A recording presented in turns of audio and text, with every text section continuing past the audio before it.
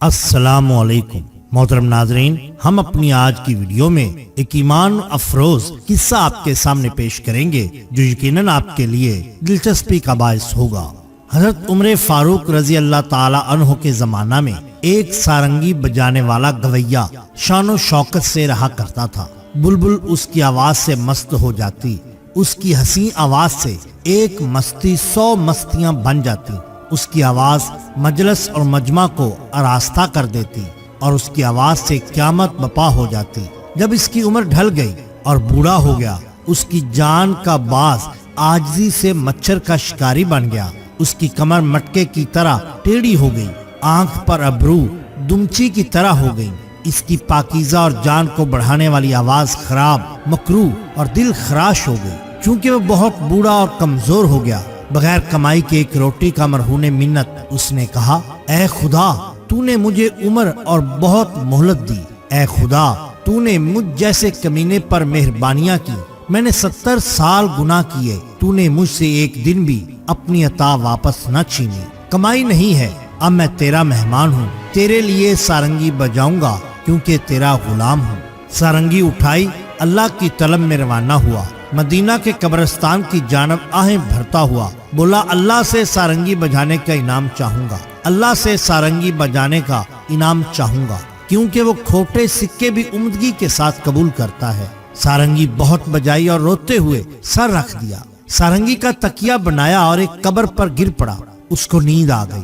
اسی وقت اللہ نے حضرت عمر فاروق رضی اللہ تعالی عنہ پر نیند طاری کر دی، یہاں تک کہ وہ نیند کی وجہ سے اپنے آپ کو سنبھال نہ سکے۔ تعجب کیا، حیران ہوئے کہ یہ عادت نہیں ہے، یہ غیب سے آئی ہے، بلا مقصد نہیں۔ سر رکھا اور ان کو نیند آ گئی۔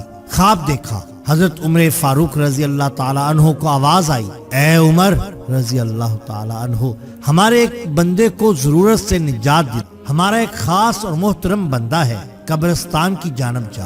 اے عمر رضی اللہ تعالی عنہ، اٹھ، عام بیت المال سے پورے 700 دینار ہاتھ میں لے اور اس کے سامنے لے جا کر ہمارے بزرگ زیدہ کو وہ دے دے، یہ مقدار سارنگی کا انعام ہے، خرچ کر، جب خرچ ہو جائے تو اس جگہ آ جانا۔ تو عمر رضی اللہ تعالی عنہ اس آواز کی ہیبت سے اٹھ کھڑے ہوئے اور اس خدمت کے لیے کمر بستہ ہو گئے۔ عمر فاروق رضی اللہ تعالی عنہ نے قبرستان کا رخ کیا۔ قبرستان کی چاروں جانب بہت دوڑے، اس بوڑھے کے علاوہ کسی کو نہ دیکھا۔ کہا یہ نہ ہوگا، پھر دوڑے تھک گئے اور اس بوڑھے کے سوا نہ دیکھا۔ کہا اللہ نے فرمایا ہے کہ ہمارا ایک بندہ ہے، پاک، شائستہ اور بابرکت، بوڑھا سارنگی نواز، خدا کا خاص کب ہوگا؟ پھر قبرستان کا چکر لگایا۔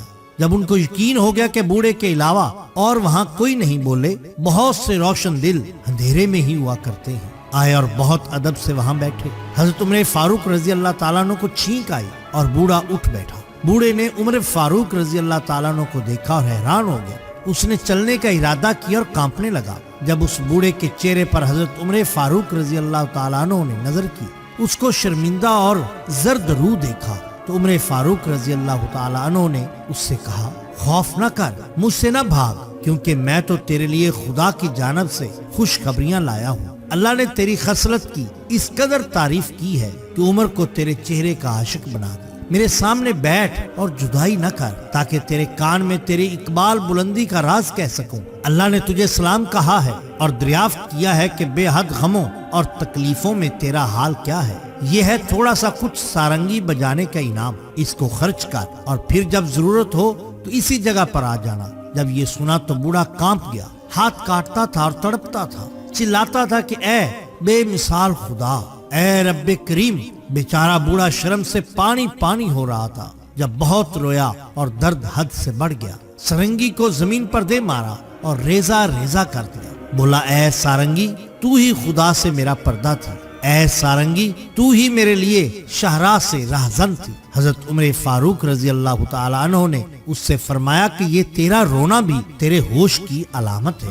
مولانا روم اس حقائق میں عشق کے ایک اور نمونے کی جانب، ایک اور مثال کی طرف طالبان حق کی توجہ مبذول کر رہے ہیں۔ اللہ پاک، اللہ تبارک تعالیٰ کے اتنے راز ہیں کہ یہ کوئی واصل باللہ ہی ان سے متعارف ہو سکتا ہے، مگر پھر بھی اس کے رازوں میں کمی نہیں آ سکتی۔ جب بندہ اللہ کی طلب میں نکلتا ہے تو ہر روز اس پر کئی راز کھلتے چلے جاتے ہیں۔ गोया कि हर कदम पर एक नई दुनिया। अल्लाह के तालब का हर कदम जो अल्लाह के लिए उठता है, उसके कदम कदम में अल्लाह उस पर नजरे रहमत फरमाता है। कुरान करीम में इरशाद होता है, अल्लाह पाक उस वक्त तक बंदों को नहीं बदलता जब तक बंदे खुद को नहीं बदले। सुभान अल्लाह। नाज़रीन इकराम, अल्लाह ताला के फजलो करम से और बवसीला सरवरे कौनैन मुहम्मदुर रसूलुल्लाह सल्लल्लाहु अलैहि वसल्लम, सहाबा कराम, तबा ताबईन और औलियाए उज़्ज़ाम के मैंने अपनी मदद आपके तहत आंखों के लिए फ्री अस्पताल का क़याम किया है, जहां पर गरीब और नादार लोगों का मुफ्त इलाज मुआवजा किया जाएगा। नाज़रीन इकराम, ये एक बहुत बड़ा प्रोजेक्ट है जिसमें मैं अकेला कुछ नहीं कर सकता। उम्मीद है कि आप इस कार्य खैर में मेरा साथ देंगे। हमारा मकसद सिर्फ एक ही है कि चिराग रोशन रहने चाहिए। अगर आप हमारी मदद करना चाहें तो दर्ज झैल तरीका इख्तियार करके आप हमारी मदद कर सकते हैं। आपका बहुत शुक्रिया। अल्लाह हाफिज।